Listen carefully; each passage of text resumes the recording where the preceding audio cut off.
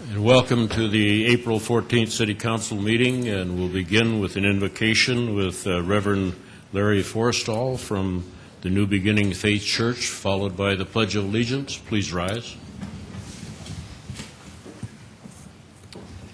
Father, in the name of the Lord Jesus, we thank you for this time together and the opportunity, Father, to join our hearts and our understanding together to lead this great city. I'm asking, Father, for your wisdom and your understanding for each of the members of this council. I'm praying, Father, not just for today's decisions, but for those that will affect the years to come. I'm praying for courage and boldness for each one of them. I'm also asking, Father, that you to watch over and protect them and keep them from all harm, as well as their families, and prosper them in all that they do. In Jesus' name, amen. Amen. I pledge allegiance to the flag of the United States of America and to the republic for which it stands, one nation under God, indivisible, with liberty and justice for all. Thank you very much.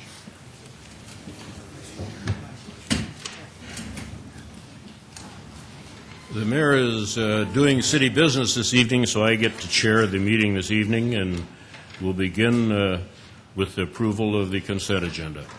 I move for approval. Knutson. Second, Costello. Second, Costello. Is there any additions or changes to the consent agenda? Please call the roll. Councilmembers Brown, Yes. Costello, Yes. Jamison, Yes. Kavanaugh, Yes. Knutson, Yes. Litz, Yes. Staggers, Yes. Benega. Yes. Consent agenda is approved. Approval for the regular agenda? Is there a motion? Move for approval, Benninger. Second, Kavanaugh. Any additions or corrections to the regular agenda? Please call the roll. Councilmembers Brown, Yes. Costello, Yes. Jamison, Yes. Kavanaugh, Yes. Knutson, Yes. Litz, Yes. Staggers, Yes. Benega. Yes. Consent agenda is approved. At this time, we set aside 5 minutes for anyone who wishes to address the council on any subject not on the agenda. Is there anyone who wishes to do that? Please come forward and state your name and address, please. My name is Chris Sweeney. I reside at 4008 East Steeple Street. My purpose here tonight is to bring to light the unfairness of Ordinance 15-55040, which refers to residential parking. This ordinance currently prohibits parking in the front yard, the front or side yard setbacks for all vehicles with the exception of personal motor vehicles. This includes boats, campers, jet skis, commercial vehicles, or trailers of any kind, regardless of size or condition. Excuse me. Currently, this ordinance is much too broad. It has no provisions for temporary parking, for cleaning, maintaining, loading, or unloading purposes. It also forces many of these vehicles into public streets, which cause more congestion and added danger for pedestrians. It does allow parking for large trucks and SUVs, which pose a greater problem for visibility. If this ordinance was enacted for aesthetic purposes, then how does local government decide what is and what is not aesthetically pleasing? Rusty and decrepit vehicles need to be added to this list. This is a violation of property owners' rights. This ordinance places a financial burden on the working middle class. If one wants to own a camper, boat, or utility trailer, they must park it in the side or backyard on a concrete surface or equivalent. Many cannot afford to do this or do not have property large enough to enable them to do this. Storage with 24-hour access is much more expensive than seasonal storage. Most of the large and expensive RVs and boats that people are afraid of blocking their view are already being stored off property. With rising gas prices, camping and boating has become expensive enough. Also, the city has shown a lack of desire to enforce this ordinance. I was able to acquire over 30 addresses in just one short drive home from work the other night. When talking to the Sioux Falls Code Enforcement Officer, they expressed a reluctance to do anything about these violations. This ordinance is being used as a tool to pit one neighbor against another. If a law is not worth enforcing, is it worth having? After taking note of how many violations I saw in just one short drive, I've come to the conclusion the majority of the citizens are not concerned about what others are parking in their driveways. This is obviously the few imposing their ideals on the many. How can local government impose laws against something that does not affect the well-being of others? Furthermore, this is the action of neighborhood covenants, not citywide ordinance. Any questions? Mr. Chair. Pat? Sir, your name was Chris? Yes, Sweeney. What exactly would you like the city to do? I would like to at least, at the very least, impose a limit on size, or I just find it hard to believe that an individual, a citizen, can park a large suburban SUV in their driveway but cannot park a jet ski in their driveway. I think it's just way too broad. Personally, I think anyone that owns property should be able to park whatever they want on that property. I don't think it's up to the city to decide what can and what cannot be parked on one's own property. I would like to see the ordinance dismissed. Kevin? Perhaps we could have some clarification from the city attorney's office. I'm not exactly sure of the wording of that particular section of the ordinance. Could he help us out? I believe that Chris stated the ordinance quite correctly, that you cannot park boats, recreational vehicles, et cetera, in your front driveway. That is for passenger cars. And your issue was with a big boat, is that correct? Yes. Yeah. And one of the problems with your boat is that it was overhanging the sidewalk, too. Yeah, but it could have been pushed back. I didn't realize it was that close. And that, of course, is one of the problems with big vehicles, that they do block the public sidewalk because of their size. If I could, if the code enforcement officer's comments were correct, if he was quoted correctly, is there any guidance from the city attorney's office that would make him reluctant to enforce that ordinance? No, certainly not. I think the situation, again, is that as all of our codes, they are enforced by call-in complaint from a citizen. We do not, for the most part, go out and proactively monitor the neighborhoods looking for code violations. However, if a neighbor calls or if a citizen calls and is concerned, the code enforcement officer will investigate, and if he sees a code violation, will give the homeowner an opportunity to correct that violation before citation is issued. Pat? Gary, so if you have a 14-foot runabout boat, you cannot park that in your driveway even though it may be smaller than a Suburban, even if it doesn't overhang the sidewalk? That's correct. I'm curious, how long has that ordinance been on the... It's been on the books for quite a while, and it's been the subject of some council debate in the past. Kevin? Just one final question. I believe there is a provision in that ordinance, even though it's prohibited from parking, you are allowed up to 24 hours for cleaning and removing equipment or May I say something like something? When I talked to the code enforcement officer, he said there was no such thing in there, and I do have a copy of it here if you're interested in watching it. They said that they only grant 24 hours as a courtesy, that it's not actually written in there.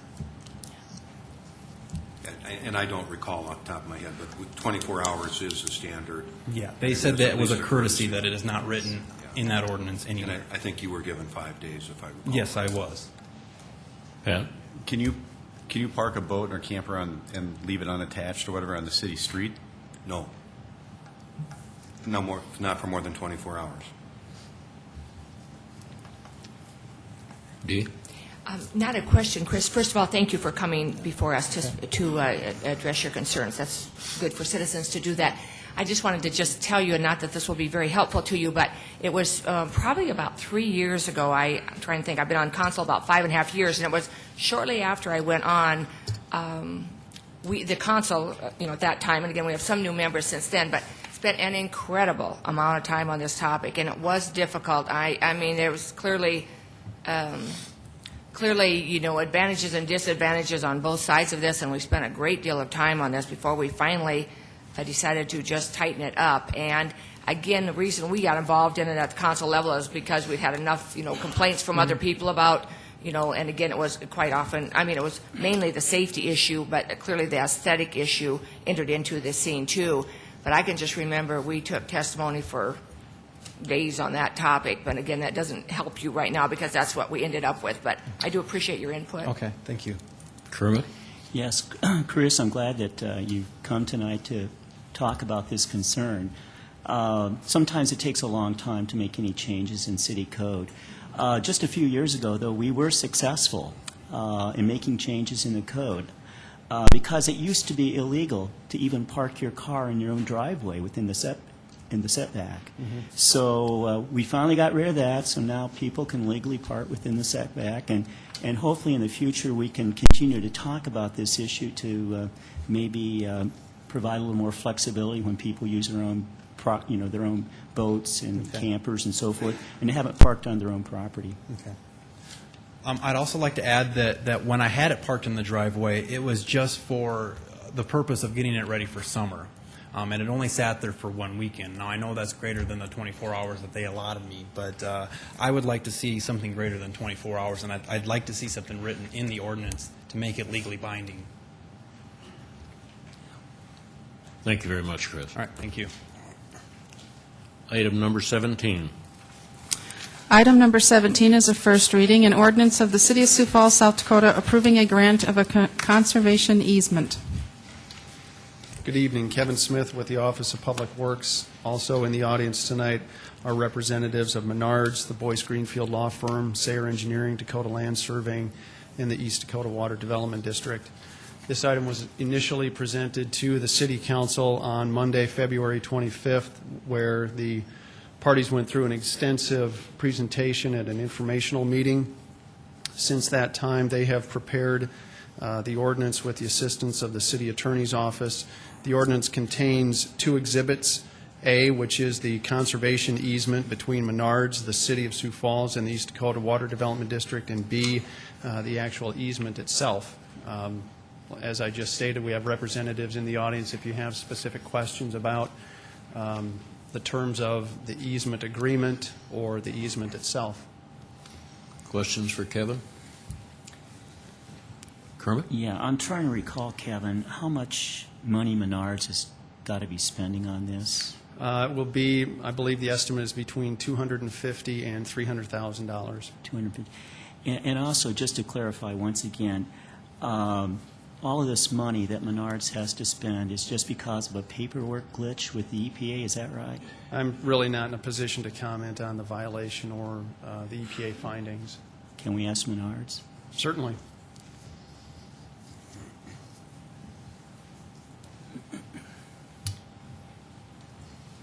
I'm Greg Greenfield from Boyce Greenfield Law Firm, and with me is Tom O'Neill from I'm with Menards, Eau Claire, Wisconsin. The violation was an alleged Clean Water Act violation for not obtaining a permit prior to a concrete pipe being placed underneath the parking lot which drains to the east. That was the alleged violation, that there was not a clean water, actually it's called a 404B permit, was not obtained. Yeah. I don't know. Is this normal for the EPA to be so punitive here with a paperwork violation? I mean, this is a lot of money. I think that if we had went through the paperwork process at the time, that the extent of the mitigation would have been similar if the permit had been approved at that time to what we're proposing at this time. Okay. So. I do quite a bit of environmental law, and this is not out of the ordinary. Really? Other questions? Thank you. Thank you. Anyone else wishing to address the council on first reading? If not, I would entertain a motion to set the date of hearing for April 21st at 7 p.m. So moved, Brown. Second, Costello. It's moved and seconded to set the date of hearing for April 21st at 7 p.m. All in favor signify by saying aye. Please call the roll. Councilmembers Brown? Yes. Costello? Yes. Jamison? Yes. Kavanaugh? Yes. Knutson? Yes. Litz? Yes. Staggers? Yes. Benega? Yes. Motion carried. Item number 18. Item number 18 is a first reading, an ordinance of the City of Sioux Falls, South Dakota, approving the release of a permanent utility easement in Lot 2 and Lot 27, Block 1, the Grand Prairie addition to the City of Sioux Falls in the south 1/2, south 1/4 of Section 14150, Lincoln County, South Dakota. Good evening, Chad Heavey, Office of Public Works, Engineering Division. This utility easement is located in the Grand Prairie Addition at 77th Street and Minnesota Avenue. This easement does not contain any utilities. In May of 2007, 81st Street was realigned and the original right-of-way was vacated. This easement is associated with that vacated right-of-way and is no longer needed. Questions for Chad? Thank you. Item number 19. Item 19 is a first reading, an ordinance of the City of Sioux Falls, South Dakota, approving the release of a portion of the permanent sanitary sewer easement in Lot 2A, Penn March Estates Edition, in Section 11150, Lincoln County. This sanitary sewer easement is located on the south side of 57th Street between Minnesota Avenue and Heatherwood Circle. The sewer was installed in a different alignment than originally designed, and only a portion of this easement is needed. A new easement for the realigned pipeline has been granted and recorded. The Engineering Division is requesting that the portion of this easement that is not needed be released. Questions for Chad? Thank you, Chad. Anyone else have any information on item 18 or 19? If not, would entertain a motion to set the date of hearing at May 12th at 7 p.m. So moved. Second, let's. Been moved and seconded to set the date of hearing for May 12th at 7 p.m. All in favor signify by saying aye. Please call the roll. Council members Brown? Aye. Costello? Yes. Jameson? Yes. Kavanaugh? Yes. Knutson? Yes. Litz? Yes. Staggers? Yes. Benega? Yes. Item number 20. Item number 20 is deferred action, reconsideration, a resolution vacating South Lake Avenue from 50 feet north of section line West 12th Street to West 11th Street. This portion of Lake Avenue is north of 12th Street between Zomer Motors and Bob's Cafe. It is an improved urban section, and a utility easement will be maintained. The petitioner plans to redevelop and construct a new office building on the north end of the property. The petitioner has complied with our street vacation policy. Fire rescue, planning, and public works have no opposition to the vacation. The petitioner is present tonight to answer any questions. Any questions of Chad? Thank you, Chad. Anyone in the audience who wishes to address the council, I'll ask for the proponents to come first and then the opponents to follow. So, questions for Chad? Kevin? Yes. Chad, normally we get these petitions and we have some recommendation from traffic engineering staff. Correct. You're not objecting to it. Does that mean you favor it or you're opposing it? Favor it. Okay. Any other questions for Chad? Thank you, Chad. The proponents, if they would wish to make a comment at this time, please come forward.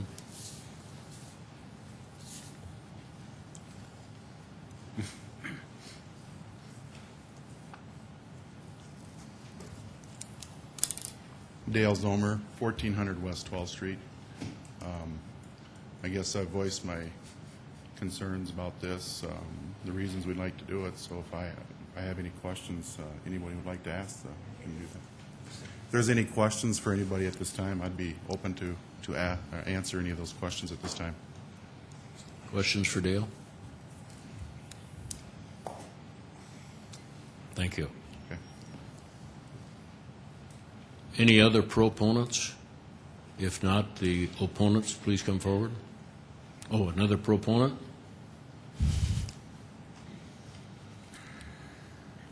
Good evening. I've got old age and arthritis, so Pull the mic down. I don't think I have to introduce myself. I think people all know who I am. I own Bob's Cafe on West 12th. Now, you people have heard about this, you read about this, you talked about this, and every other area in town that needs reconstruction, and this is going to happen sometime or another. So all you got to do tonight is vote for it.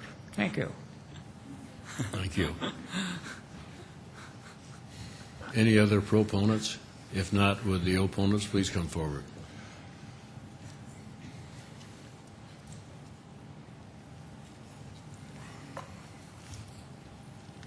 Handouts.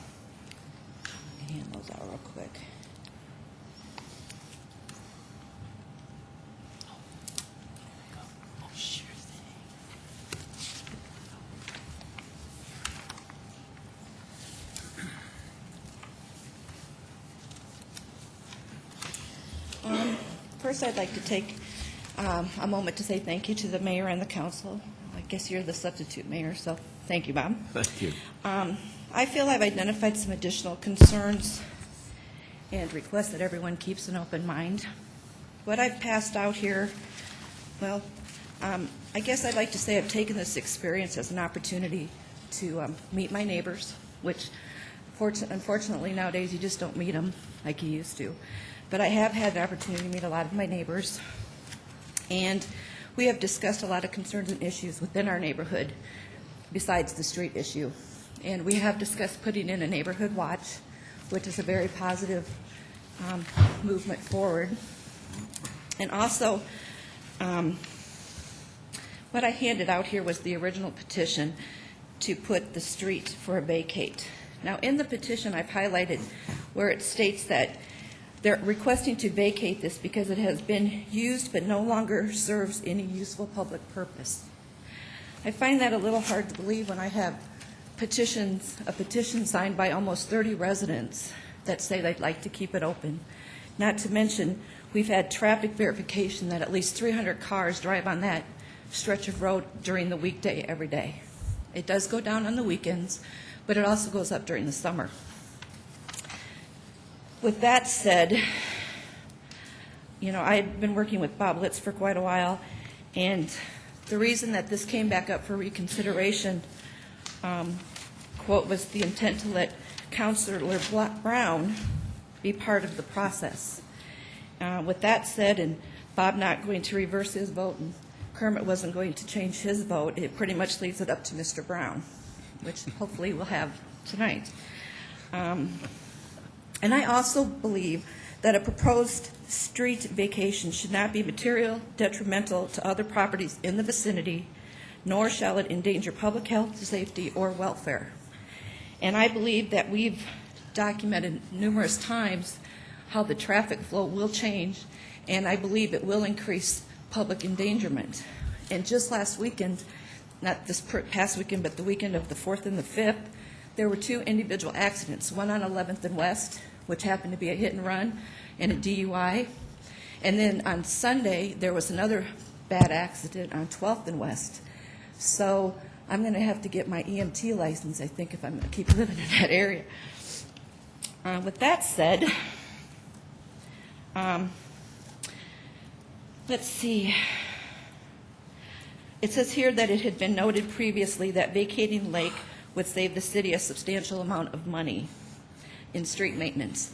I did confirm with Chad, and he did contact the city street department, and the maintenance is very low on that section, and it's more than likely less than $350 a year.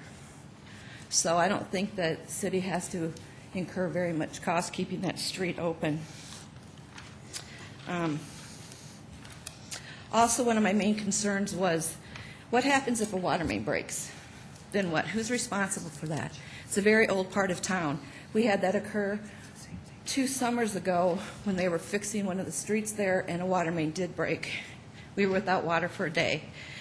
And I was told that whoever owns the street would be responsible for that. Well, the way the blueprints are laid out, there would be a retaining wall built there. That would have to be tore down to fix any kind of damage to the water system in that area.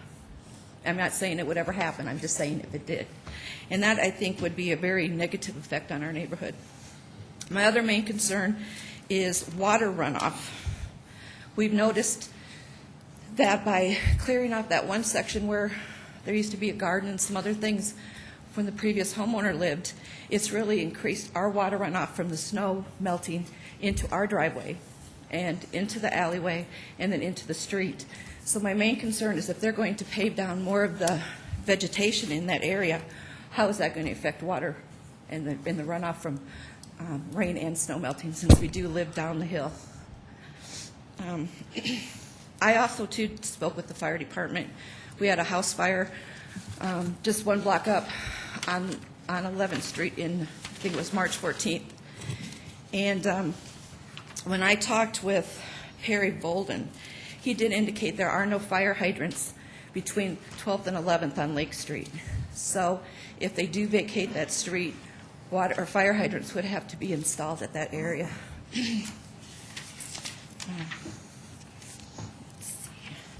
Of course, we've talked about the issues with traffic flow. I'm sure you've all read those, but we are dealing with 2 railroad crossings without any signals, blind intersections. We do have high peak traffic periods when there's school, when the arenas has something going on, the ballpark, work traffic. That area has an increased population of kids, and a lot of them are doing a lot of walking over to Get and Go, which is on 12th and West. And I'm afraid between bikes and kids walking and increased traffic on 11th Street, it's going to have a little risk because they pay no attention when they're walking or riding their bike. I also think we talked about the less access of the neighborhood will increase crime and less police presence. I don't have any documentation. It was just a suggestion from a previous comment. And Lake Avenue is the only southbound outlet between Grange and West. And then also to take into consideration, our neighborhood skirts the neighborhood which the city is now in the process of rejuvenating. And I believe if we close Lake, it's going to cause a negative impact on our neighborhood, and that neighborhood may face similar issues as you are currently experiencing with the soon-to-be rejuvenated neighborhood. And if you have any questions, I'd be happy to have Would answer. you, just for the record, state your name and I am address? so sorry. You should know me by now. No. Pam Sabo at 300 Southwest Avenue. Thank you, Pam. Thanks. Questions for Pam? Anyone else who wishes to address the council?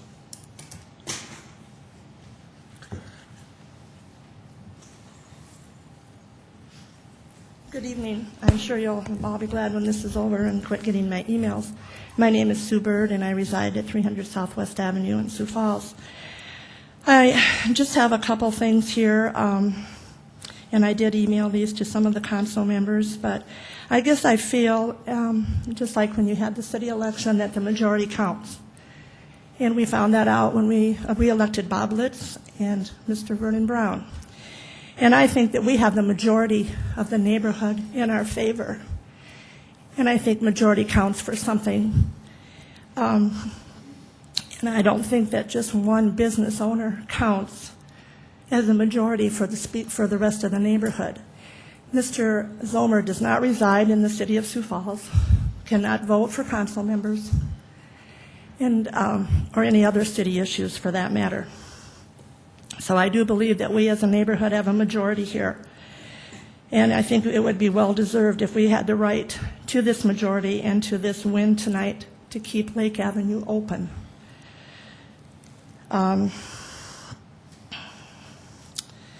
There have been a lot of issues about this, and I know you've all heard them, and I know that you're all tired of listening to them, but we just have learned a lot about you people as council members and as citizens. And I think kind of the standard joke where I'm at Sanford is, can you fight City Hall? Well, I don't know. We'll have to see tonight. But we have done a lot of research. Mr. Brown has had a lot of phone calls. And the reason he got a lot of phone calls was because he was the vote that we needed to turn to get this to pass, because Mr. Litz and Mr. Staggers had consented to vote with us.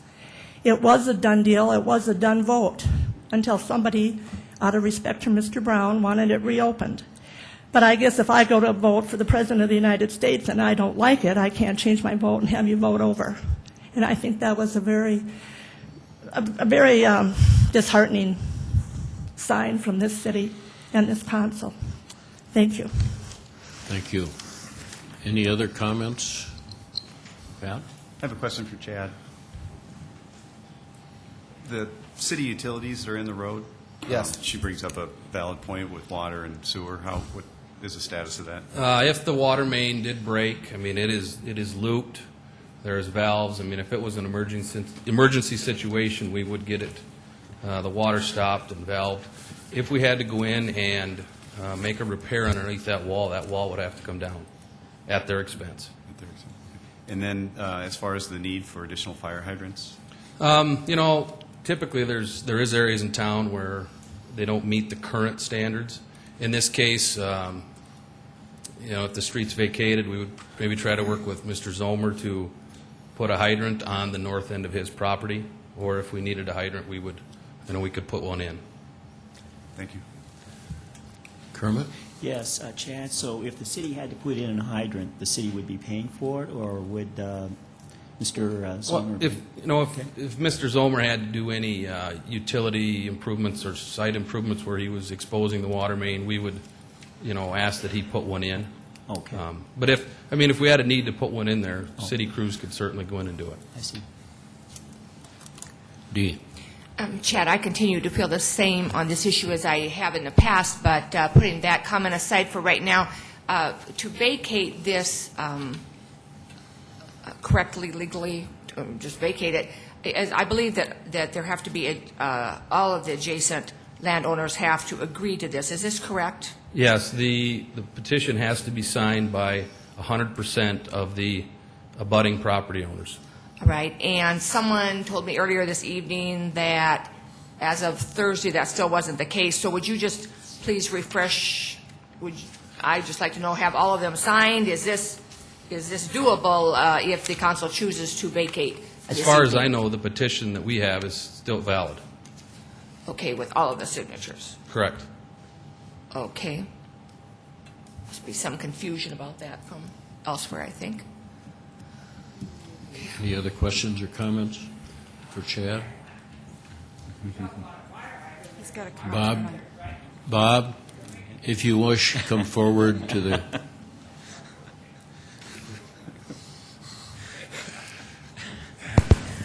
Now, there's a fire hydrant right in front of Bob's Cafe. I don't know how far away you have to have one, but that's it. Thank you. Bob? I kind of feel responsible for this thing dragging on like it was, but I got to tell you, the Argus Leader certainly didn't understand this a while back. They said something about the weird getting weirder, but, I take this neighborhood very seriously. I don't live too far from it. I've done a lot of patrolling of this neighborhood since this issue came up, and I tell you, I got to know Pam and Sue quite well, and I feel I feel for them. I understand their concerns, but I also look at this neighborhood as a whole. And, it's fallen a little bit outside the revitalization district. It's very much that character of that neighborhood.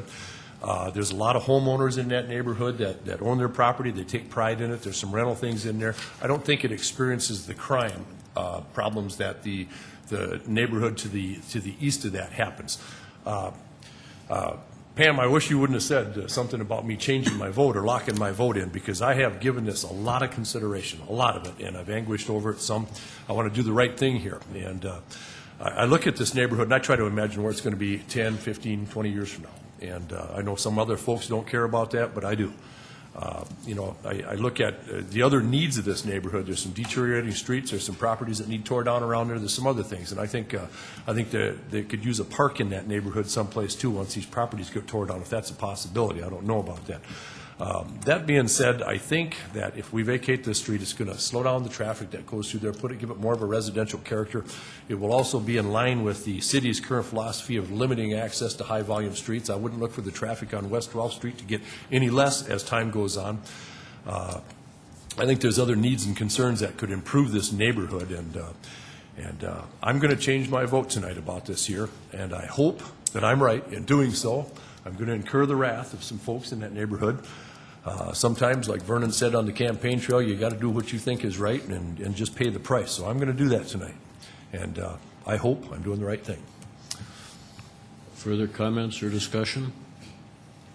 Yes, please come forward. Please state your name and address, please. That's Alice, 1317 West 9th, since 1961. He talks about the future. Well, let's look at the future. You want to send an extra 250 cars onto West Avenue? Then the city is expanding to the northwest. You're going to have more people coming up to West Avenue. You're going to have more people at Axtell.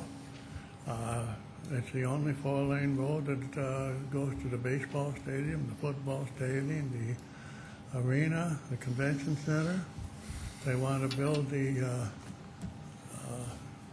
replace the Coliseum with visual, I can't think of a name center, which would double the size and then double the traffic. And if all this comes to pass, we're going to be landlocked. The lake is our escape route. I'm 3 blocks from lake. I can go to lake, take a right turn, go to west where all the shopping is, the pharmacies and everything. Grocery store, it's on the way to the mall. It's 9 blocks straight south to the emergency room. My wife and I have both been there, not lately, but we have been there. And as far as I'm concerned, this is just pure and simple a gift of about $50,000 to $100,000 to a used car salesman. We've never done that in the history of Sioux Falls. Thank you. Vernon? First of all, I apologize for those of you that were here when I was not able to be here before I was out of town for work. And I want to commend Mr. Zomer for investing in this neighborhood. It is a neighborhood that needs investment, and it takes courage to do something like that. However, when we started this, I remember engineering telling me that the standard is that if the neighborhood doesn't want it to happen, it shouldn't happen. The safety issues are secondary to this because that was not the reason this ever came up. And Pam and Sue are right. I've had about 24 phone calls from people in the neighborhood, and I was tracking where those calls were coming from to make sure they were within 2-3 blocks of this area. And the neighbors told me they don't want this closed, so I will be voting against this vacation. Kermit? Yes, in regard to this vacation, I agree that each of us should vote the way we feel that is the right thing to do, and I'm going to be voting for what I think is the right thing to do. I think we first of all should keep in mind that when we talk about this street, this is really city property, and you know we would be giving up city property if we approve the vacation tonight. Now, later on, we're going to be voting on a lot of other vacations, too. So I take this serious that this is city property, and if there are legitimate reasons why we shouldn't vacate, then we should take that into consideration very seriously. And for me, the one big issue here is mobility. I am very concerned that we are going to have decreased mobility here in this area for the neighborhood. And so, consequently, I will continue to vote the way I did the last time. I will vote against the vacation. Further questions or comments? Please come forward.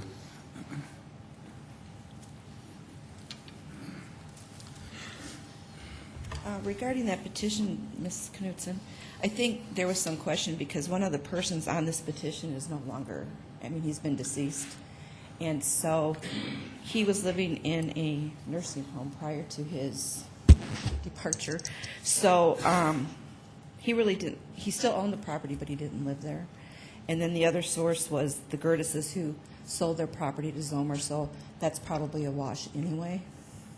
Okay. And as far as Mr. Litz goes, I guess it's very disappointing considering I have an email from you indicating you would not reverse your vote. So I would like to know why you're intending to do that. The reason I'm going to reverse my vote is I reserve the right to be more smart today than I was yesterday. And I have spent a lot of time investigating these situations in other parts of towns. I've also looked at that neighborhood. I think there's a lot of other concerns that we can do to improve that neighborhood. And I think limiting access for people going through that neighborhood is going to give it more of a residential character. Those are my reasons. So what do you think in that neighborhood that we can do to make it better? I'm working right now with the city's attorney's office on getting 3 old houses, 4 houses. One of them is just a little bit about a block outside of this, torn down. They've been sitting there in a state of disrepair for about 2 years or over 2 years in some cases. There's another house up there, the other side of the railroad tracks up toward the Christian bookstore that caught fire a while back. That needs torn down. They're tearing that down with the house behind it. Recently, this council saw fit to appropriate darn near $2 million into street overlays, and part of that money is going to go on that 2-block stretch of Euclid there. That it's shot, it's tore down. I mean, there's nothing left there. I would also be interested in, after we tear the properties that we talked about down, and what's going to happen to that land. I don't know what the legal status for that land is going to be. After we do that, who's going to own that, if there'll be assessments against it. But I would be interested in following through with, seeing what could be done with that property as far as giving that particular corner of Sioux Falls some amenities as like a park. And I can't guarantee that, but those are some things that came to my mind. Well, I'd just like to say I'm very disappointed, and I wish I would have known this prior to the election. Well, I'm sorry for that. Any further discussion?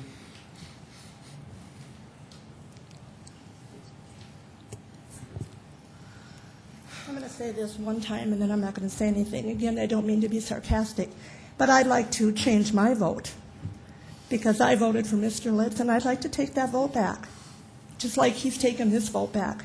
We have it in writing that he said he would not change his vote. He emailed it. It's in black and white. Is he going to go against the grain on everything he talked about when he was voted into this city council? Is he going to change his mind on other issues? He did the same thing last year to Teresa Stolley when she was working with Drake Springs, because I had a conversation with her. He supported it, but when it came to the city council, he would not commit. And if I have to have somebody like that on this city council. A point of order. Please do not address the council in that manner. It's not appropriate, and it should not be done. Thank you. But there is a park there also at Emerson, so there's a park that's not that far away. That is a park in that area, in that neighborhood, that can be accessed from Lake Avenue. Thank you. We need to end the discussion and vote on this. All those, is there a motion? I would like to make a motion to approve item number 20 on our agenda this evening. Been moved. Is there a second? Second, Benninga. Moved and seconded to approve the vacation. All those in favor signify by saying aye. Please call the roll. Councilmember Brown? No. Councilmember Costello? Yes. Councilmember Jameson? Yes. Councilmember Kavanaugh? Yes. Councilmember Knutson? Yes. Councilmember Litz? Yes. Councilmember Staggers? No. Councilmember Benninga? Yes. Motion carried, 6 yes, 2 no. Number 21. Item 21 is a resolution declaring the necessity to grade gravel, construct curb and gutter, construct sidewalks, storm sewer, asphalt surfacing, streetlights, water main, and sanitary sewer on Southeastern Avenue from 1,470 feet south of East 57th Street to 2,700 feet south of East 57th Street, and assessing the cost to each lot or tract of land benefiting thereby. This is one of our 2008 development-driven arterial street projects. Currently, it is a gravel road and will be constructed to a 4-lane urban section. There are 2 properties included in the project area. At this time, it is unlikely that these property owners will be assessed for any of the construction costs. The preliminary cost estimate is $1.1 million, and the project will be bid May 22nd. Questions for Chad? Gerald? Chad, is this part of the conversation we had at the beginning of the last year on how this was going to be sewered? Or is this outside of that? How it was going to be sewered? No. This is the, in 05, or in 06, excuse me, the first quarter mile of this road was built from 57th down a quarter mile. This is just extending it another quarter mile. Okay. The sewability issues are farther south. So it is closer to the 84th Street? Closer to 69th. Okay. Pat? Chad, what did you say the cost of this was? $1.1 million. And was this the same street that the developer had offered to pay for the city? I don't believe so. I think that was from the half mile point down to 69th. This has been a development-driven petition project that we received support on and went through our petition process. Okay, thank you. Vernon? Chad, just for clarification, tell me why we're not likely to assess this work. The adjacent property owners will be having access to that road at a collector street location. So per our ordinance, they will not be assessed. Kermit? Yes, Chad, I'm glad they're not going to be assessed. I'm glad the city's paying for their own streets. But let me just ask a theoretical question. What if the property owners in the future would have access, then at that time we would assess them? Theoretically. Yes, if they, petitioned us or submitted for an access other than that Collector Street point, we reviewed it, approved it, they could be assessed. Other questions for Chad?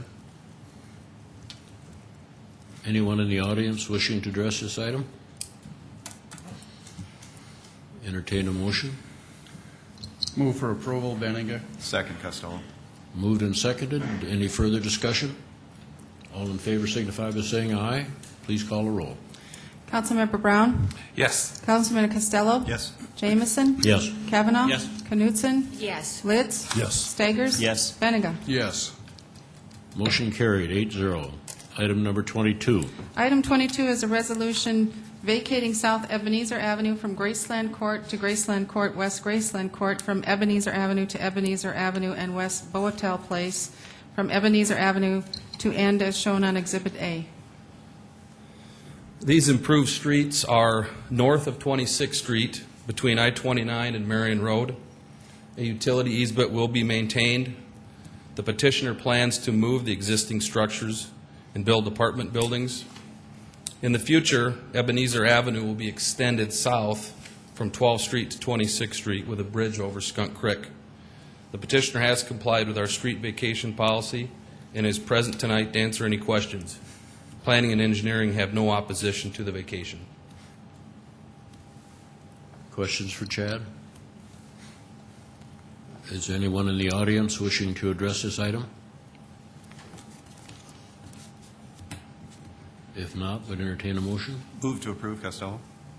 It's been moved. Is there a second? Litz. Moved and seconded to approve item number 22. All in favor signify by saying aye. Please call the roll. Councilmember Brown? Yes. Costello? Yes. Jamison? Yes. Kavanaugh? Knutson? Yes. Litz? Yes. Staggers? Yes. Benega? Yes. Motion carried, 8-0. Item number 23. Item 23 is a resolution vacating North Cliff Avenue Row and North Drive Row from the southeast corner of Section 4, 10149 of the 5th PM, Minnehaha County, South Dakota, to the south row line of East Amadon Street, extended east to the section line, except that part abutting County Auditor's TR4 in the southeast 1/4 of said Section 4, as shown on Exhibit A. Due to some unresolved issues, the petitioner has requested that this item be withdrawn. Item will be withdrawn. Number 24. Item 24 is a resolution vacating alley adjacent to lots 4, 5, 14, and 15, Block 18, J.L. Phillips Edition. This portion of alley is east of the Washington Pavilion between 11th and 12th Street and Main and Phillips Avenue. The alley is paved and does contain sanitary sewer and storm sewer. A utility easement will be maintained. The petitioner is remodeling the building at 314 South Main Avenue, which will house offices of the federal government. The federal government requires limited access and proposes to install gates at 12th Street and mid-block in the alley. All parties that need access will be issued cards.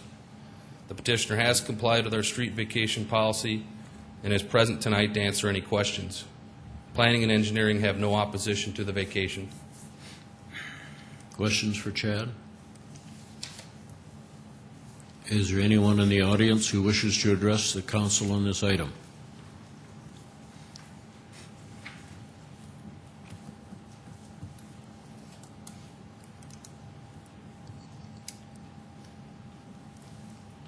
Please come forward.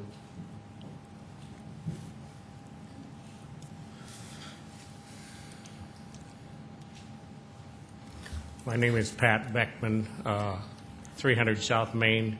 That's the building directly north of the proposed remodel.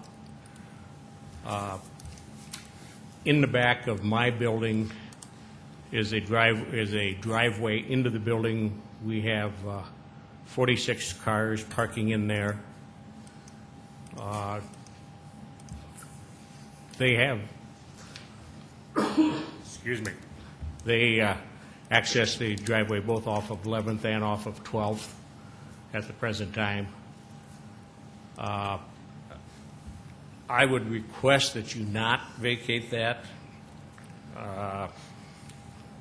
only from the standpoint that it's an easy access for us at this point to come in from either side. Question of snow removal and the people petitioning this have said no problem. They'd use the gates to allow the snow removal crews to come through there. I don't know if it was the city. I've been told it was not. At the last snowstorm, somewhere in there between that and the construction crews, my building has been hit. There's a black mark up along the side about that high, which could be either a loader, a forklift, or whatever. But that's one more thing where I am concerned if they decide they're going to drag the snow out backwards. Yes, the original plan was to block the alley off completely, and when I complained to the petitioners, they said, well, we'll give you a card and we'll put in a gate.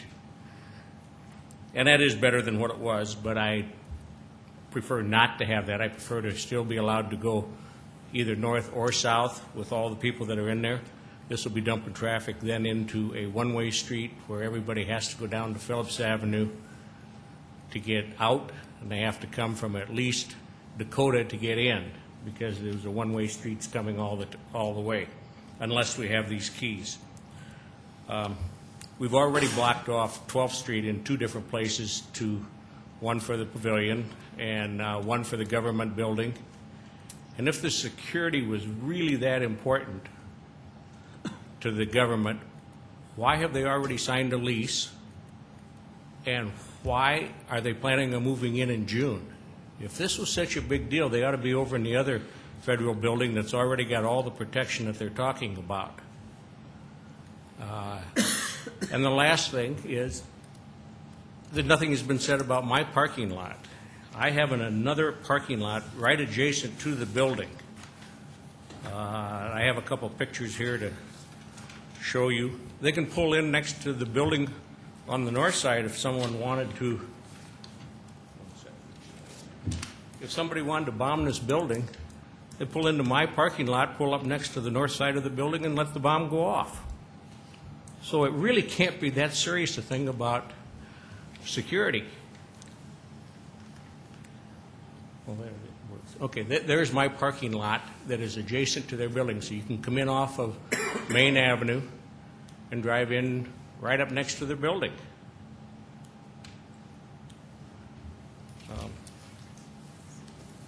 I just asked that it not be vacated for convenience. We'd be dumping, I suppose the people that park in the garage, we have 46 stalls when it's full. They probably come in there, some come in there once a day and leave once a day. Others come in and go out quite regularly. And it would be an inconvenience to have to go out the door, open the gate at the north end, drive down the alley, open the gate at the south end to drive out. Gerald? Mr. Beckman, is there going to be any security or protection in the front of the building? I have no idea.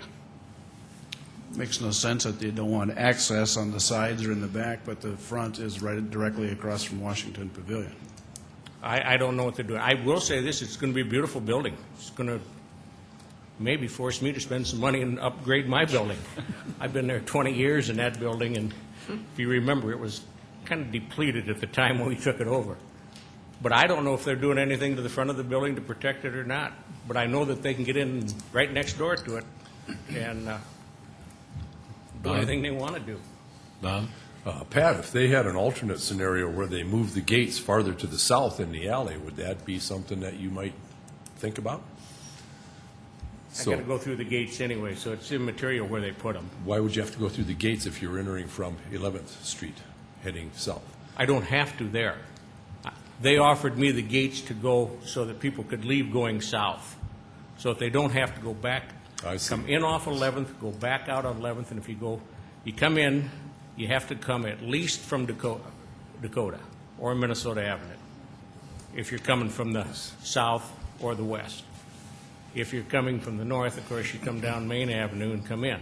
But then when you're leaving, you have to go out onto 11th and get involved in Phillips Avenue. And we all know how much fun Phillips Avenue driving is, with cars backing out. And I could see so I that. request that it should not do it. Can I live with it? Yeah. Do I want to? Not very much. Pat? I'd like to hear from the petitioners to address the security concerns that were raised.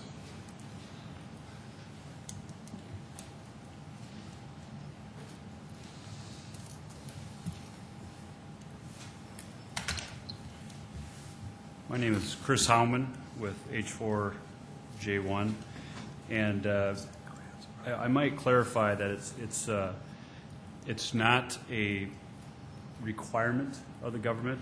It's something that we have put in our offer to secure the site. As you'll see on the right-hand side, there is our development. The pictures on the left are the existing, what we call the Video Mania building. We bought this building, that's just what we refer to it as. I remember the 5 people that are in our development company all went to Washington Senior High, and I remember sitting in lit class looking across at XXX. Well, when we purchased this building, first thing we wanted to do was we did not renew their lease, okay? And we wanted to put something in there that we could be proud of. The Washington Pavilion is very important to all of us. And so we waited 10 years. We bought it in 98, had many opportunities to lease it out, but chose to get the right tenant. And as you see, that's what the building will look like. We're actually going to put, we're having cut stone from Jasper Stone from LG Everest on the front of the building, and about a third of it. The rest will be new brick. We're going with all new windows in the entire building. The entire building is being gutted down to concrete. Everything is being replaced. And on the right-hand side, you'll see we also purchased the property to the south. We have 70 stalls there right now, and there's a white building that we refer to that as Leo's. That's where Leo used to have his cabinet shop. And that building is going to remain for the time being, but our goal is to develop that entire site. We want about a 3-story complex that would have office and retail, and then another 3 stories of residential living up above. So we're talking a substantial development in the future next to what we refer to as the GSA building. But we want to be able to manage that site with 70 cars in there. It's very difficult for the property owners that lease space from us and people that pay rent on a weekly, monthly basis to be there. And we owe it to them to offer a secure, pleasing parking space for them. So, but to answer the question earlier, do we have to have bollards or safety barricades in the front of the building? Yes, we do. And we've chose to go with, again, Sioux Court site. We're buying big blocks, and we're talking about maybe putting some planters in between them or some seats in between them or something that is cut stone, though, to match and to complement the pavilion, whether it's this building or the one that we do to the south. All along, our goal has been to complement the pavilion, and that's our goal. So, yes, Vernon? Do you have concerns about the security for that parking lot right to the north of you? Do I have concerns about it? Because it hasn't been raised, I guess. So, because you'd be unprotected on that side, correct? Correct. But the way the process works is the site gets pre-approved, and then you get a design team. So we put our design team together, and we've partnered with Vanderwalls and Lloyd's. And so after you put your team together, you fill out all this federal paperwork. The GSA then cuts it to a short list, and once you get to the short list, they ask a lot of questions. Can you provide this? Can you provide that? Can you offer this? And they don't really say you have to have this, or there's a few requirements that you do, but that's mainly in the space. And then once we get to that short list, our plan goes to FPS, which is the Federal Protective Service, which is a division of Homeland Security. And then they, after that point, they make the award. But our goal to have the gates, more than anything, is to control that parking space. It gets abused, and people are calling us all day long, someone's in my spot. So, but to clarify with Pat, the gate would be between our building and Meyer Henry's building. He would have complete access to come in and to go out.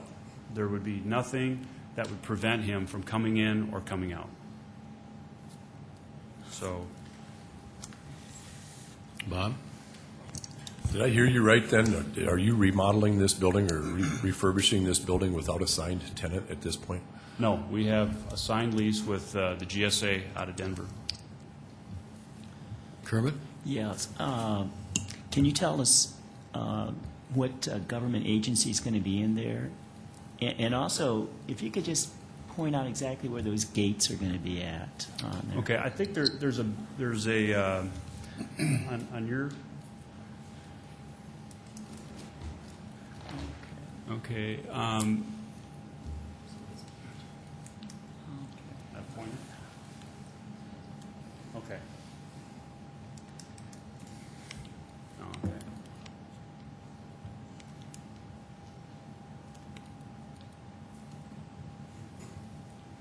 Okay.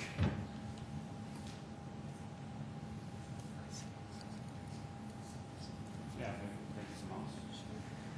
Yeah. Right here, there'll be a gate, which is 12th Street. There'll be a gate right here. And Pat Beckman's building is basically over here. So he will be able to come down 11th Street, come into Space Park, go out.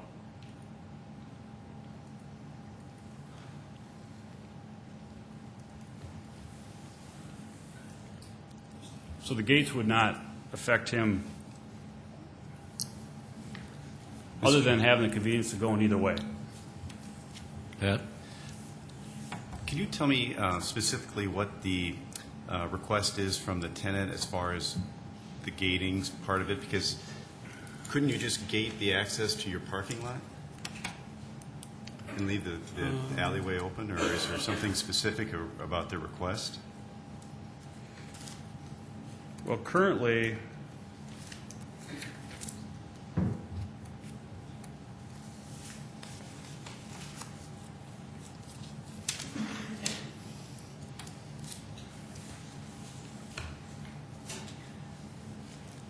I have some information that does go into the barriers to protect against potential attack by moving vehicles.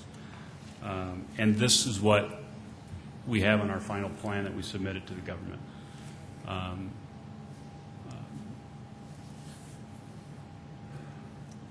You're saying to put them into the parking space? Well, right, yeah, right. But I think what we're trying to do not only is to protect our parking space, we're trying to be a good tenant and protect, because to the right of that, there's a bunch of other parking space that gets abused as well. So what we're doing is we're saying, hey, as the developer, we will incur the cost of the gates to help everybody out in this area.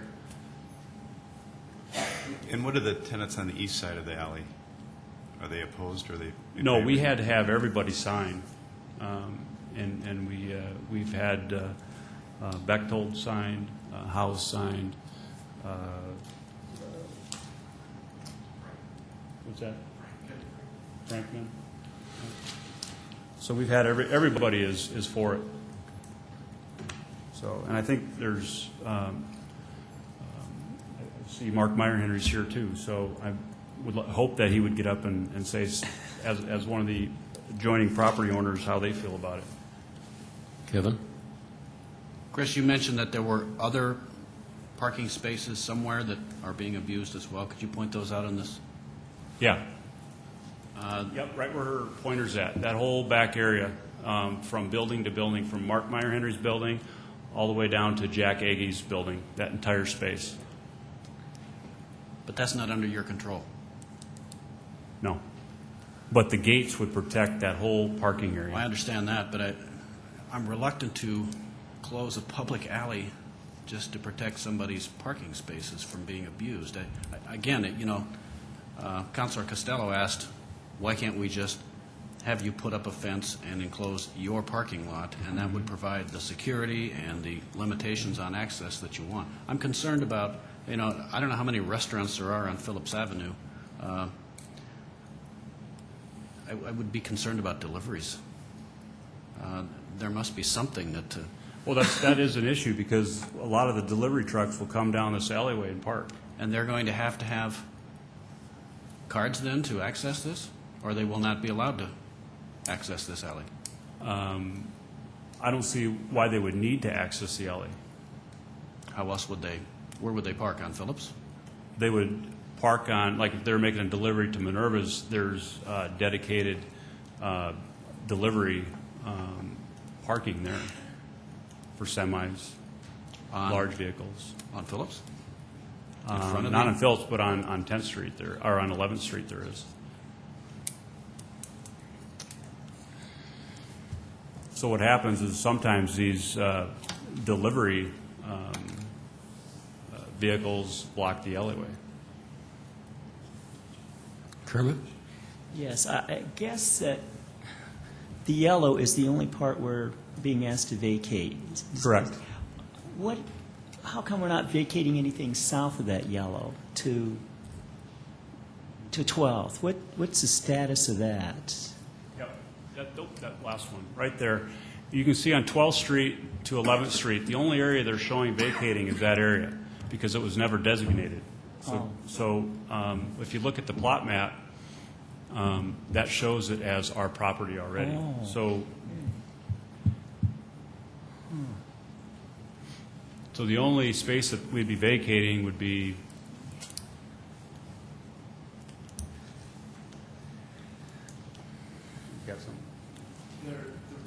Please come forward. Your name and address, please. Slight relationship here.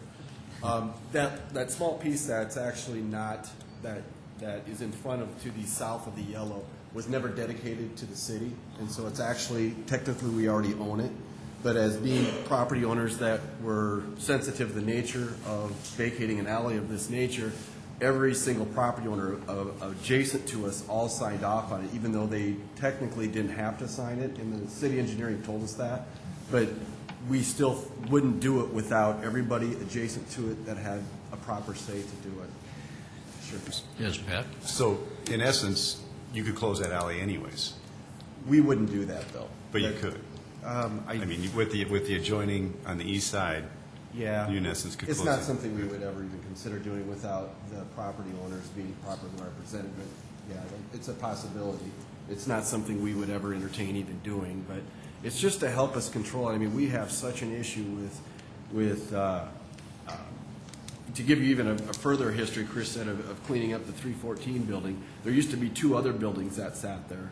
One was a building built in 1910 that was Paramount Studios built. Another one was an old motor shop building that had been through a bunch of kind of a nasty history. And there was major vacant, I mean, there was little tent cities back there. I bet we threw away 1,000 bottles of Mad Dog 2020 if anybody wants to go back to a long ways ago.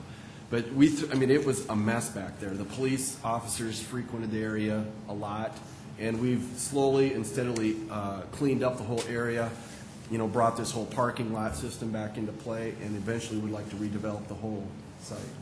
Sure. Can you give us an idea of the property tax base now and what it will be when you're completed?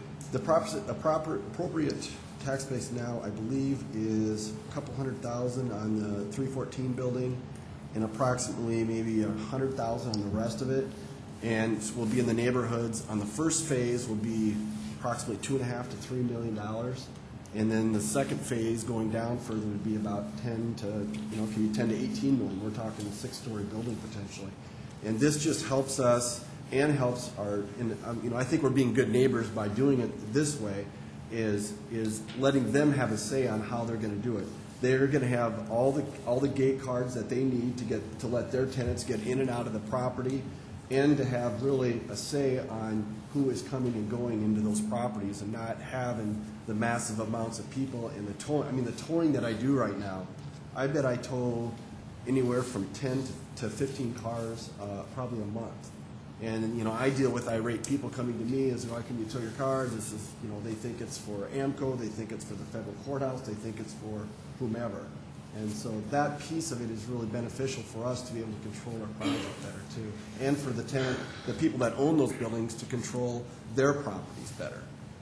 So, hope I answered it. The last project that we proposed, it was another GSA project. We lost that bid, but the building we were proposing had a couple of floors of underground parking. I think it was a 5-story structure. It was about an $18 million project. So we envision something like that that would be new, but it would also complement the Washington Pavilion.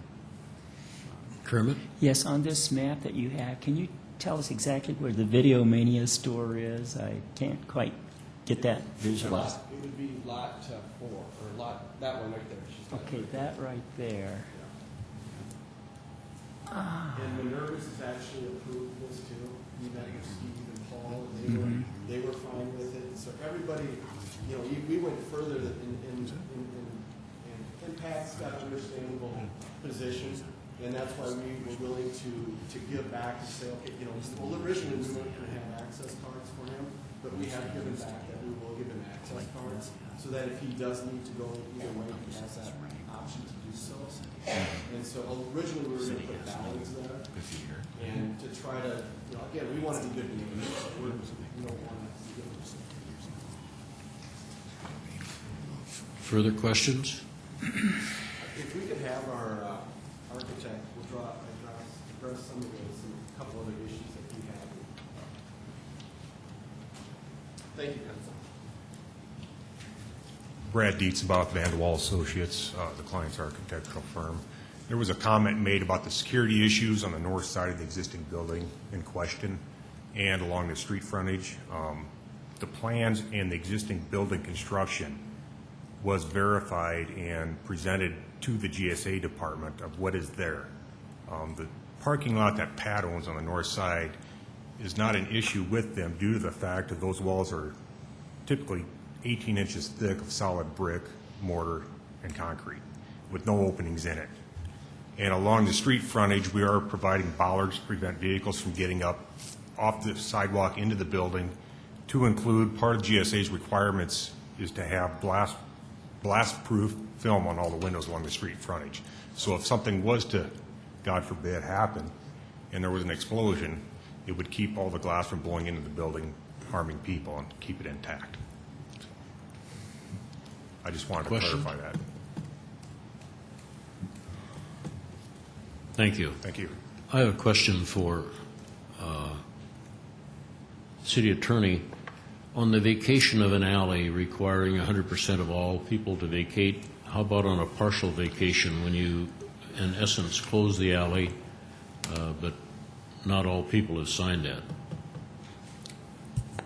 State law does refer to adjoining landowners, so I think that's the argument that the council would have to consider, but I think they're in compliance with state law. Okay, thank you. My name is Mark Meyer Henry. My son and I probably should say my son, he'll own it eventually. My son and I own the building directly behind the Howman building. We do not have an objection, and I think my neighbors and I agree on these 3 principles. Number 1, we want people to stay downtown, and the federal government, as anybody that's in the realty business knows, is very difficult to please, number 1. Number 2, this is a problem area. If any of you that know this alley, our neighbors to the south on the east side of the alley, that parking that you saw is somewhat lower than the alley.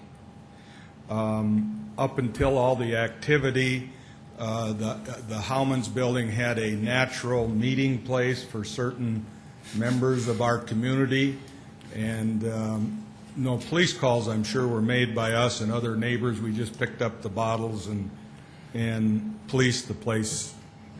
And lastly, the parking security is of importance. I think we have 18 employees in our building, and parking security is of interest for a number of reasons. Number one, sometimes people work late and they have to go out there and it's dark, but also for reasons unknown to me,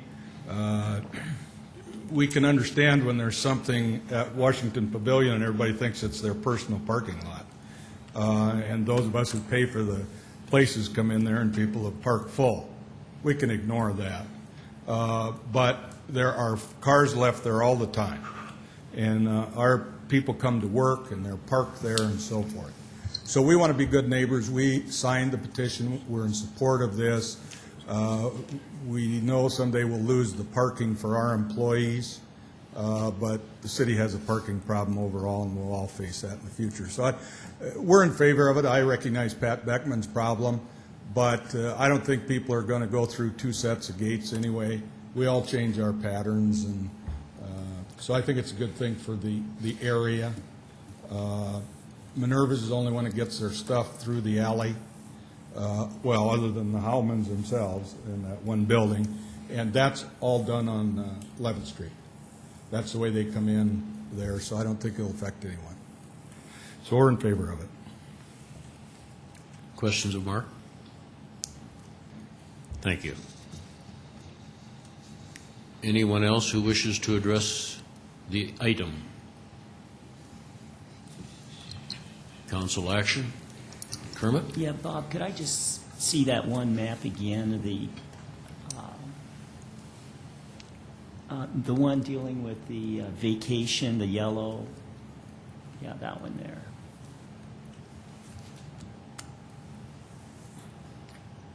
Now, if I could just ask a quick question.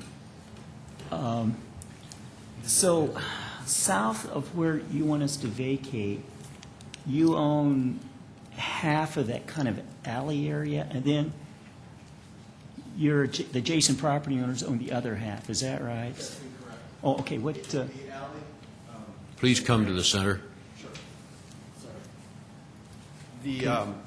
The alley was never dedicated back in the 40s. This was originally a parking lot for the Chevy dealership, actually in Pat's building, years and years ago. And the alley, only half of the alley, I think there's 8 lots total, and of those 8 lots, only 4 of them were dedicated, which is the stuff to the north.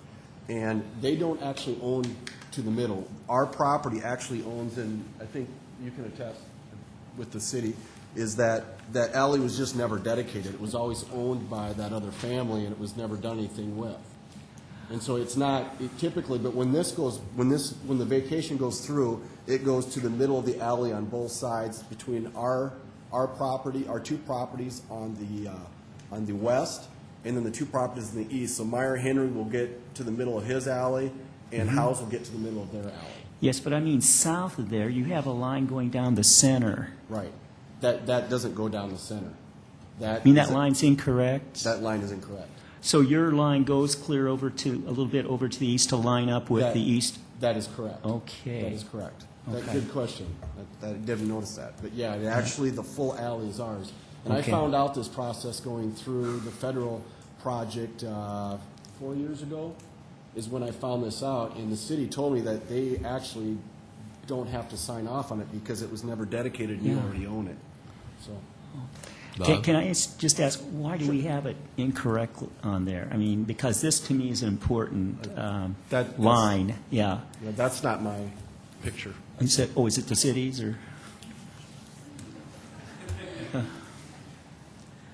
There are some inaccuracies in our GIS mapping that, when issues like this come up, we correct them. Bob? Grant? Do you know who owns what I'm going to refer to as Leo's old shop? Yeah, we own that. You own that? Would you Yes. anticipate that coming out of there someday? Oh, yeah, that building will be out within, I would guess, the next probably 2 to 3 years, and that's where we want to put up this large $15 to $20 million project. That, it's the hole, and I think Steve Metley used to refer to it as the hole. It's actually about 8 feet below grade. I'm aware of that. Yeah, and so it's actually absolutely ideal. It's like a walkout lot to be able to put up to 2 levels of underground parking. So we're hoping to put 150 underground parking spots in there also. Pat? So Grant, do you have underground parking in your building then? In the one we're putting in? Right. Yes. Okay, so really, in essence, you could put the south gate in now. You don't need any approval for that. The south gate off of 12th Street? If you own both half, if that alley's 100% yours, you wouldn't do it. But we would never, we wouldn't want to do something like that without the approval of our neighbors, because it wouldn't be very neighborly. We wouldn't do something like that. When we went after this last project, like I said, it was another government contract, and they required that we would have had to, with that, shut the whole alleyway down. And I don't, for development purposes, it makes more sense to do it ahead of it versus after you get the lease, because you can't really, once they go to negotiations, you can't tell your neighbors, hey, we're negotiating with the federal government, and this is what we want to do. It makes more prudent sense to close it now, and I anticipate maybe a federal entity would move in there. And it makes sense to do it now, and it would help us control our parking, and it would help us go after some of these big contracts that we would like to see down there. It's a huge footprint. Actually, Pat, if you look at the Block 11 ramp where Sanford Building is, that's one of our properties. But that parking ramp actually dead ends. Our building we have the same exact issue that Mr. Beckman does, only with our building further up Main. Do you understand what I'm talking about? Is everybody? It's on 114 through 116 South Main, which is the old Sanford next to the CCC building. It's behind the old Western Surety. Yep, if you go down that alley, it actually dead ends because it's a gate into the parking ramp. The city of Sioux Falls did the exact same thing that we're actually proposing for similar reasons. And so, we only have one option. We can either go into our building, the old Sanford building, which used to be the Minnehaha building, and then we have to go out the same direction. So it's actually a very similar situation to what the city did, I don't know how many years ago, during redevelopment back in the 70s. Any further questions or discussion? Council action? I move for approval. Costello? Second. Manninga. Moved and seconded for approval. Any further discussion? Kermit? Well, first of all, let me say I think that the Howmans have been very nice in allowing people to go to this part of the alley because they own it. And so basically what they want to have us vacate is a city alley that goes to nowhere. And so, yeah, I'm going to be supporting the vacation of this small alleyway. And I would encourage my colleagues to. Anyone else? All in favor signify by saying aye. Call the roll.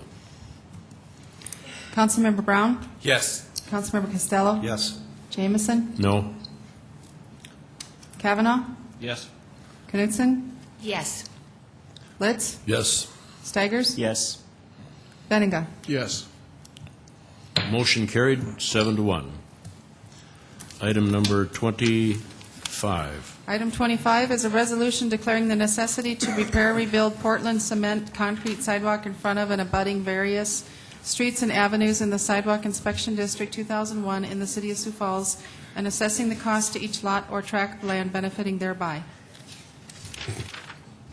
In accordance with state law, the city of Sioux Falls has an annual sidewalk inspection program, and this project is a part of that program. The area is bordered by 41st Street on the north, I-29 on the east, 69th Street on the south, and the western city limits. This area was inspected in 2006. 789 letters were sent out in November of 2006 with a completion date of September 1st of 2007. 611 of the 789 repairs were completed by the property owners. This resolution of necessity addresses the remaining 178 repairs. The construction estimate to complete the repairs is $75,000, and approximately $56,500 of this will be assessed. Questions of Chad? Kermit? Yeah, Chad, I'm trying to recall from city ordinance, if people have an income, is it below $10,000 that we will do that? I can't remember. There is a provision, but Gary, does that apply for sidewalks also?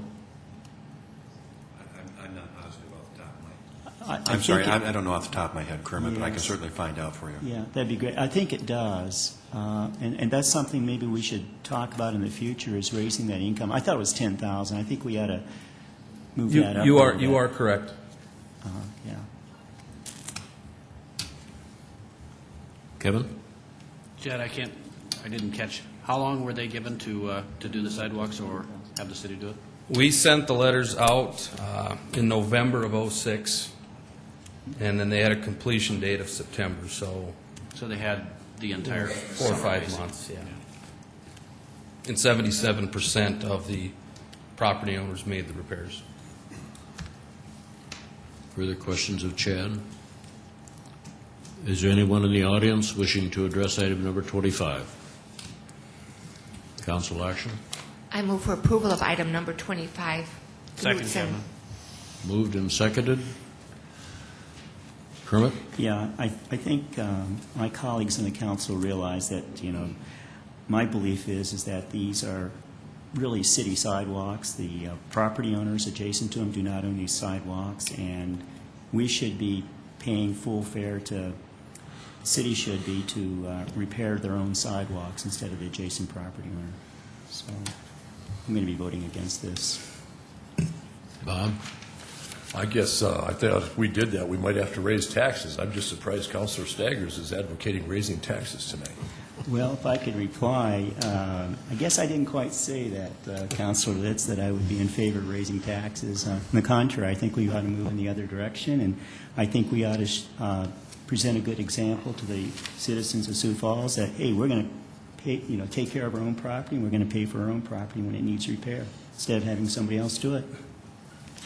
Kevin? I've watched Councilor Staggers for 6 years complain about the city charging people to maintain their sidewalks. Not the Yet sidewalks. Excuse me, I have the floor. I have not ever seen Councilor Staggers bring forward an ordinance to change the current law. And until he does, we have no business deviating from it. I would urge your approval. If I could reply to Councilor Kavanaugh, on numerous occasions, and I'll be doing it also this year too, numerous occasions, I've suggested with amendments that we spend $600,000 to take care of the sidewalks that the city owns, instead of having the adjacent property owner do it that doesn't even own the sidewalk. I think it's a sensible thing to do, and I hope you support me, in the near future on that. Bob? Dr. Staggers, you mentioned the $10,000 income limit, and I think if you brought forth something to up that limit a little bit, I think you might find some support on this council. Good. Thank you. Not thank to you very 100,000 much. either. Well,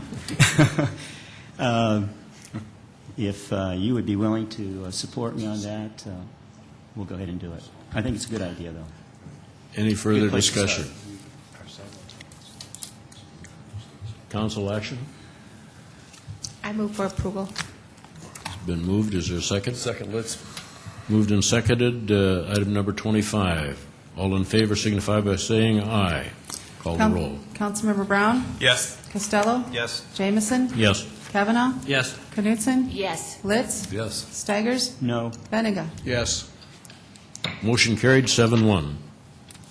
Item number 26. Item 26 is a resolution declaring the results of the City of Sioux Falls municipal election held in the City of Sioux Falls, South Dakota on Tuesday, the 8th day of May, 2008. Thank you, Deborah Owen, City Clerk. May it please the Council and members of the public. The City of Sioux Falls held its regular election on April 8, 2008.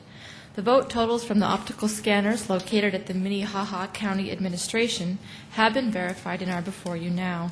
In addition, for those listening at home, the results can be found on the city's website at siouxfalls.org. On Election Day, 12,392 citizens cast their ballots. The candidates for the positions of 1 at-large position, 1 Northeast District position, 1 Northwest District position, and 1 Southwest District position, all 4-year terms, received the following votes. For the at-large district, 4-year term council member position, Teresa Staley, 4,744. Vernon Brown, 7,477. For the Northeast District, 4-year term council member position, Ron Sabi, 430. Randy Ristesund, 109. Kenny Anderson Jr., 849. Amanda Todd, 179. For the Northwest District, 4-year term council member position, Dean Karski, 759. Bob Litz, 1,106. Daniel E. Brooks, 191. For the Southwest District, 4-year term council member position, Greg Jameson, 1,785. And Jabez Bruns, 740. Now therefore be it resolved by the City Council of the City of Sioux Falls that pursuant to the canvassing board, Vernon Brown received 61.18% of that vote and is hereby declared elected to the position of council member at large. Kenny Anderson Jr. received 54.18% of the vote and is hereby declared elected to the position of Northeast council member. Bob Litz received 53.79% of the vote and is hereby declared elected to the position of council member for the Northwest District. Greg Jemison received 70.69% of the vote and is hereby declared elected to the position of Southwest District. In addition, pursuant to the Canvassing Board's report, amendments to the Sioux Falls City Charter, A through J, were approved by the electorate, each having received a majority of affirmative votes cast for said amendments. Charter Amendment A, the Mayor Retirement System, 81.2% of the vote. Charter Amendment B, Holding Other Office, 91.11% of the vote. Charter Amendment C, Capital Expenditures, 86.79% of the vote. Charter Amendment D, Appropriations, 90.06% of the vote. Charter Amendment E, Supplemental Appropriations, 73.18% of the vote. Charter Amendment F, Capital Program to the City Council, 89.57% of the vote. Charter Amendment G, the Capital Program Adoption, 81.70% of the vote. Charter Amendment H, Financial Records for Public Access, 80.10% of the vote. Charter Amendment I, the nominating petition deadline, was 83.51% of the vote. And Charter Amendment J for Board of Ethics, 85.12% of the vote. There were no provisional ballots cast on April 8th. I would like to thank all of the citizens who took their time from their busy schedules to vote on May 15th. I was particularly inspired by 2 gentlemen who voted at Sunnycrest Methodist. Both gentlemen were voting when I visited their polling place on April 8th. One gentleman, Milfred, was blind and used the automark to cast his votes, and the other gentleman, Tony, had special needs and used a motorized wheelchair and was utilizing the handicapped accessible election booth. When the gentleman in the wheelchair had finished voting, he maneuvered his chair across the room to pick up his friend. The individual who was blind then took hold of the handles behind the wheelchair, much like a person would do if they were going to push the wheelchair. However, in this story, it was much different. You see, the blind man was being guided by the man in the motorized wheelchair. They had walked together to their polling place, and now were heading back home together. Their commitment to cast their vote, in spite of their physical challenges, will continue to inspire me, and I hope it does the same for those listening. It is my recommendation that the council approve the canvass totals before you. Kermit? Yeah, Deb, you mentioned the automark machine. How many people use that in the election? Do you know? I know that it is not as many as before. Those are really primarily used to ballot mark for those with special needs. Sure. So the majority of our citizens, of course, can vote on their own. Bob? Would it be appropriate now to bring up the super precinct versus regular precinct? Some thoughts that I had on it. Should we go ahead with what Deborah's asking and then talk about that? Well, I think the issue before us is the resolution declaring the results of the city election, but I think that would be a worthy topic to talk about a little later in the evening, if you'd like to. Very good. Mr. Chairman, I would move for approval of the resolution. Second. It's been moved and seconded that the resolution declaring the results of the city election, all in favor signify by saying aye. Opposed? Call the roll. Councilmember Brown? Yes. Costello? Yes. Jamison? Yes. Kavanaugh? Yes. Knutson? Yes. Litz? Yes. Staggers? Yes. Benega? Yes. Motion carried, 8-0. Number 27.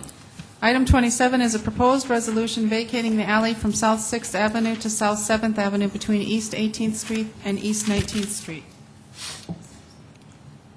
This unimproved alley is located south of Egger Steel or northwest of Avera McKinnon's campus. A utility easement will be maintained. The Surgical Institute of South Dakota owns the block and plans to redevelop.